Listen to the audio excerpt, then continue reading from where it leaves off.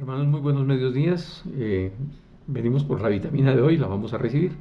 Y vamos a volver nuevamente al tema del libro de los Filipenses. Estamos en el capítulo 1. El apóstol Pablo está haciendo a partir del versículo 27 una exhortación a que los creyentes vivan y vivamos fieles a Dios. Y la fidelidad es un concepto desafortunadamente demasiado contaminado hoy en día.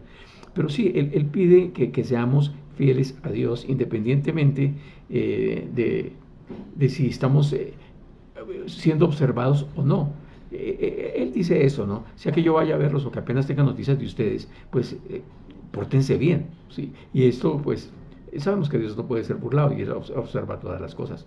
Pero también ese portarse bien implica de que no necesitamos ser arriados como si fuésemos vacas o si fuésemos mulos. Realmente en la Biblia se nos equipara con las ovejas y ojalá seamos de esa clase de ovejas que sencillamente escuchamos la voz de nuestro pastor y, y el pastor de pastores y le seguimos.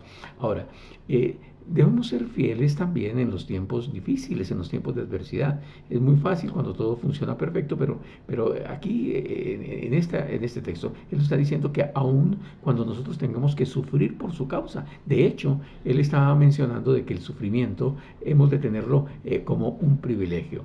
Ahora, que si estamos pasando por las pruebas, los momentos difíciles y demás, pues no se trata de que nosotros, como a menudo escuchamos y a veces hemos caído en ello, estemos responsabilizando a Dios por lo que está pasando en nuestras vidas.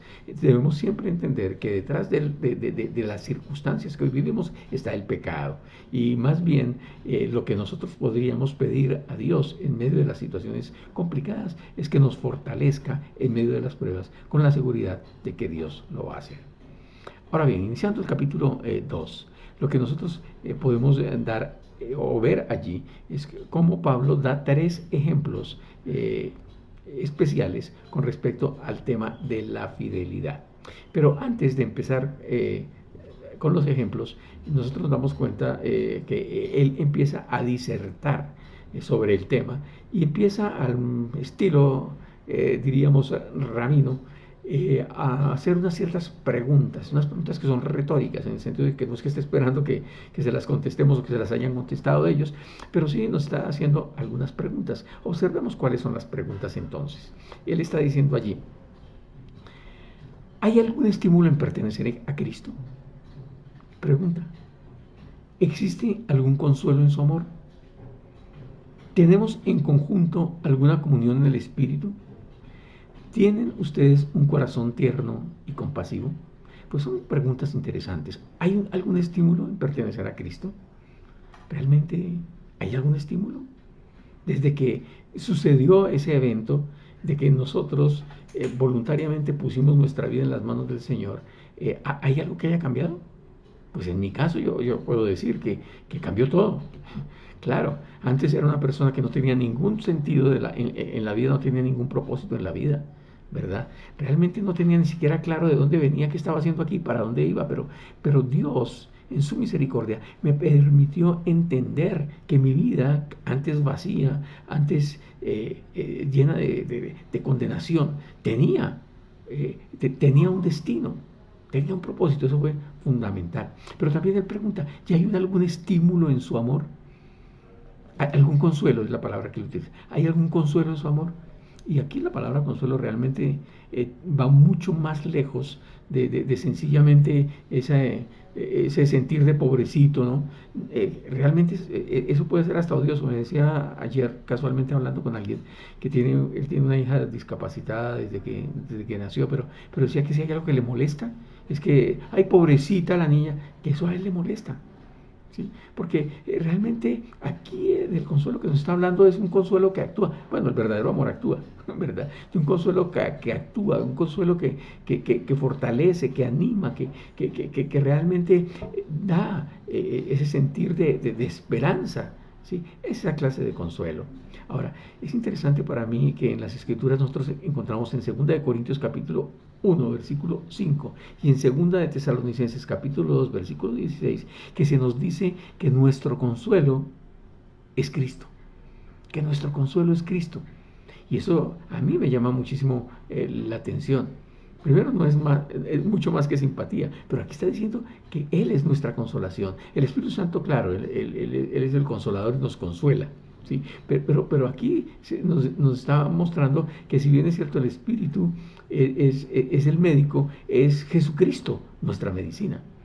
¿Sí? Y me gusta también el texto que dice que bendito es nuestro Dios y Padre, Dios de toda consolación. ¿Sabe? Dios nos puede consolar en todas las circunstancias. No hay circunstancia en la cual Él no nos pueda consolar. No hay circunstancias que estén más allá de su consuelo. Y Él está dispuesto a consolarnos. Y no hay manera en que Él no nos consuele. Él puede hacerlo.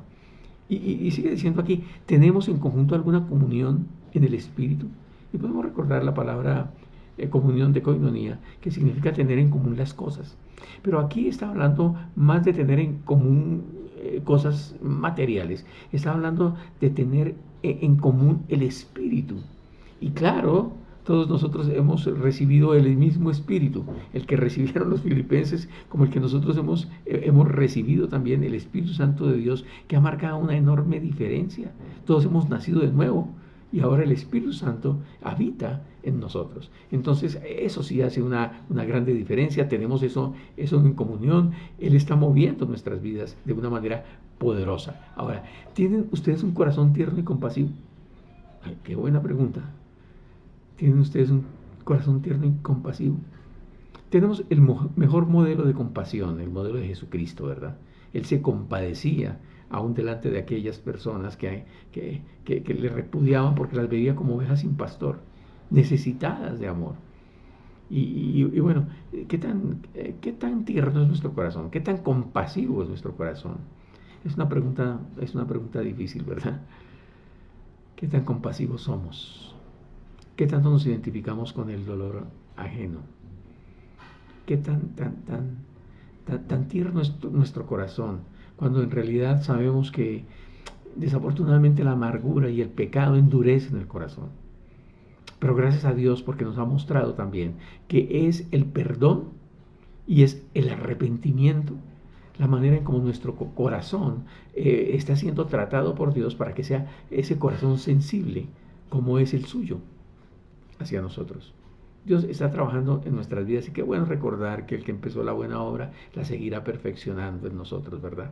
Porque a veces no nos sale, no nos sale, pero Dios sí quiere limpiar y purificar. Y dice entonces aquí en el versículo 2, entonces, háganme verdaderamente feliz, poniéndose de acuerdo de todo corazón entre ustedes, amándose unos a otros y trabajando juntos con un mismo pensamiento y un mismo propósito. Esto diríamos nosotros, un sentimiento personal, algo que él está diciendo, miren, si verdaderamente quieren verme feliz, entonces propónganse a mantener una verdadera unidad, una unidad interna, una unidad de corazón, una unidad de propósito.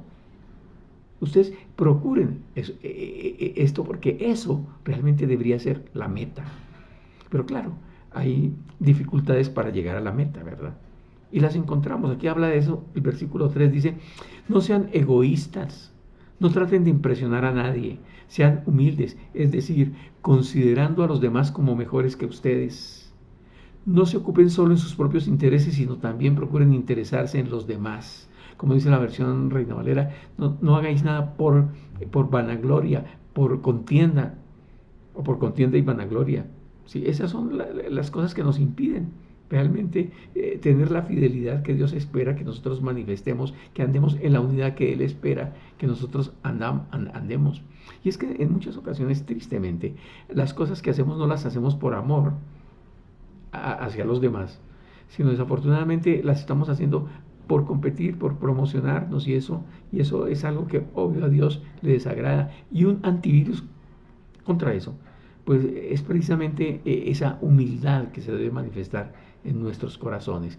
De eso habla la Biblia. Y sabemos que la humildad no es algo, no es como que una cualidad muy deseable, no era virtud, precisamente en aquellas épocas, tampoco lo es ahora en realidad. Aquello de la humildad, no, ahora se necesita es estar empoderados, y, sí, es otro lenguaje. casi que es un defecto también hoy en día.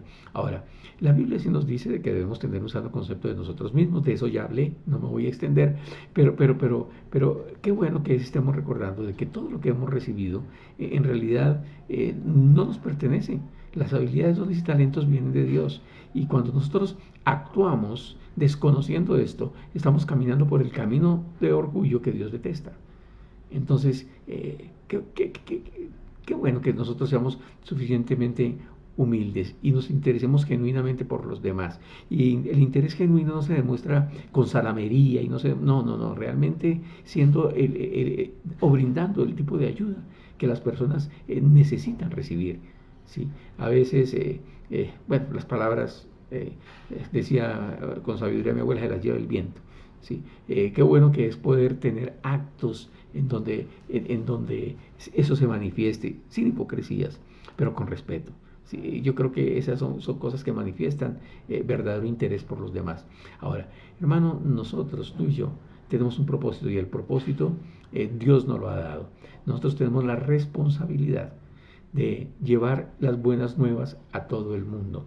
Tenemos la responsabilidad de hacer discípulos de Jesucristo en y desde las naciones, hermanos, con este evangelio cuadrangular. Crear discípulos que sean verdaderos adoradores, que procuren vivir una vida en santidad, que estén interesados en el bienestar de otros. Sí, esa es nuestra responsabilidad y la pregunta retadora hoy en día es, ¿qué tan bien estamos cumpliendo con nuestra responsabilidad? ¿Qué tan fieles estamos siendo a ese llamado que particularmente el Señor nos está haciendo a ti y a mí? ¿Qué tan fieles somos? Hoy por hoy, podríamos decir, a cuántas personas hemos llevado el Evangelio, eh, aún dentro de esta pandemia, que es posible hacerlo. ¿Hemos llevado a quién? ¿Estamos discipulando a alguien? Hermanos, creo que Dios tiene las maneras en cómo nosotros podemos hacerlo, aunque quizás no las estemos viendo. Sí, el sábado pasado se nos estaba hablando del Valle de los Huesos Secos.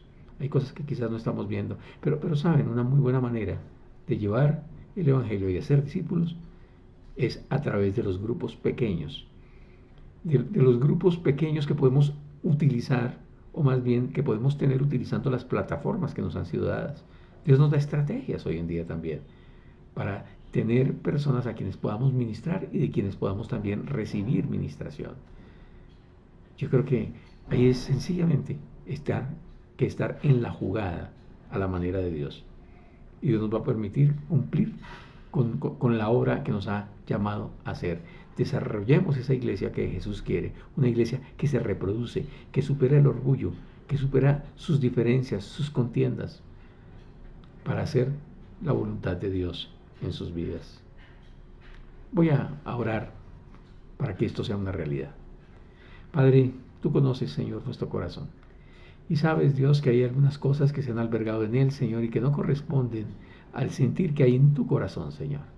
Hoy te estamos pidiendo, Señor, una vez más, que nos ayude, Señor, a ser libres de todo espíritu, Señor, contencioso. Que nos ayude, Señor, a andar en humildad. A, Señor, poder tener ese corazón tuyo, ese corazón, Señor, de donde se vierte el amor de una manera generosa, Señor. Que Dios podamos recordar, Señor, qué era nuestra vida, cómo nos rescataste, de dónde nos sacaste y que, Señor, tú obraste por amor, Señor, hacia nosotros. Que podamos, Señor, tener el consuelo que nuestras vidas necesitan, pero no solamente, Dios, sabemos que en ti lo tenemos todo lo que sea necesario en cuanto a esto, pero que también, Señor, tengamos la sensibilidad y habilidad para consolar, Señor, también a otros que están necesitados de ese toque especial, Señor. Que seamos sencillamente los instrumentos que tú quieres usar, Señor, para que traigamos el ánimo y la fortaleza que otros seres humanos están necesitando, Señor. Dios, ayúdanos. Ayúdanos, Señor, a guardarnos en unidad como tú quieres, Señor, vernos. Pablo se sentiría feliz, Señor, pero nadie más feliz que tú, Señor, sabiendo que tus hijos, verdaderamente, Señor, estamos disfrutando de este amor fraternal, Señor, que tú viniste a mostrarnos, a modelar para nosotros. Gracias, Señor, por escucharnos. Gracias, Señor, porque estas preguntas son retadoras y nos obligan, Señor, indudablemente a reflexionar en ello y a mirar, Señor, cuánto necesitamos y mejorar, Señor, en cada una de estas áreas. Gracias, Padre, por escucharnos. En el precioso nombre de Jesús. Amén. Amén. El Señor les bendiga, hermanos, y buen almuerzo.